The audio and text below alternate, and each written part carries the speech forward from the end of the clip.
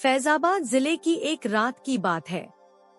वहाँ के घाट railway station में कई सारे ऑटो ड्राइवर खड़े थे। सभी सवारी आते ही एक एक करके उन्हें बैठाते और चले जाते थे। जैसे ही रात ज्यादा होने लगी, ज्यादातर ड्राइवर अपने घर को चले गए। उसी रात दुर्गेश ऑटो ड्राइवर भी घाट रेलवे स्टेशन पर था। वो भी दूसरे ड्राइवरों की तरह घर जाने ही वाला था। तभी उसे याद आया कि एक पैसेंजर ट्रेन आने वाली है।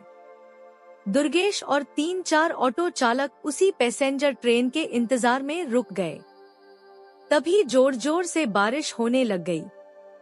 रात तो थी ही, लेकिन बादलों की वजह से चांद की रोशनी भी नजर नहीं आ रही थी। बादल गरजते और बिजली चमकती तो कुछ उजाला नजर आता, वरना अमावस्या से भी ज्यादा काली रात हो गई थी। कुछ ही देर में पैसेंजर ट्रेन आई।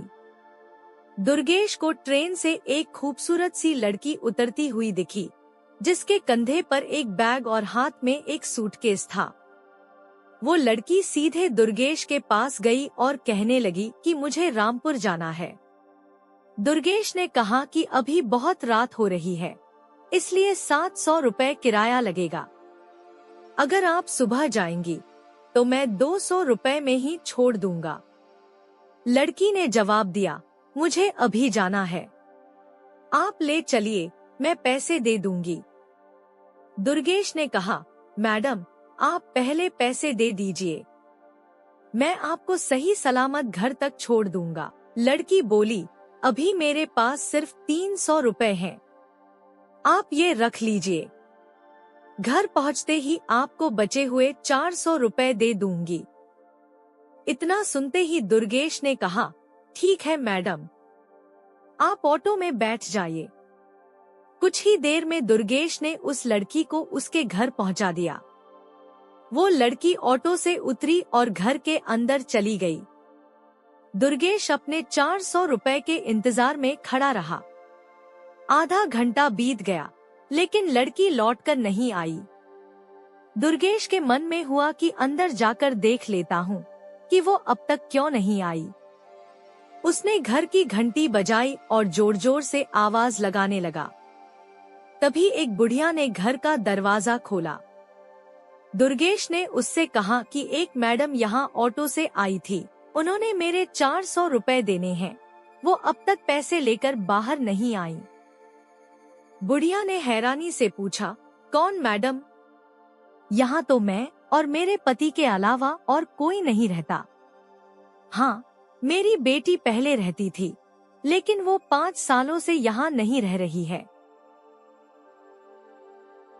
दुर्गेश बोलने लगा, क्यों, अब वो कहाँ रहती है? मैंने शायद आपकी ही बेटी को यहाँ तक छोड़ा है, आप एक बार अच्छे से देखिए।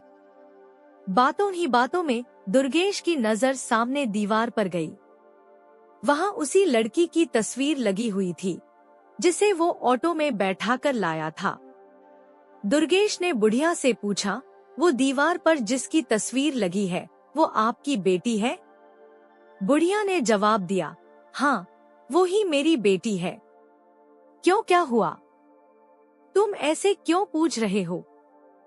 हाँ, जवाब सुनते ही दुर्गेश बोल पड़ा, माताजी, मैंने कहा था न कि मैं आपकी बेटी को ही घर लाया हूँ।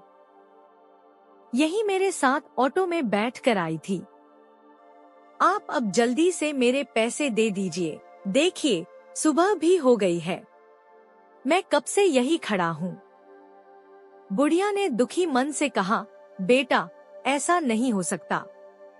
हाँ, ये मेरी बेटी है, लेकिन 5 साल पहले ये ट्रेन के नीचे आकर मर चुकी है। इसे तुम कैसे घर ला सकते हो?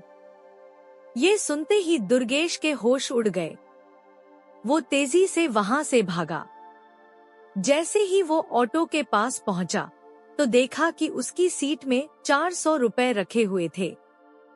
उसने वो पैसे भगवान के सामने रखे और मंत्र का जाप करते हुए आगे की ओर बढ़ गया। उसके मन में हुआ कि आज तो सवारी बैठाने और पैसेंजर ट्रेन के लालच में मेरी जान जाते जाते बची है।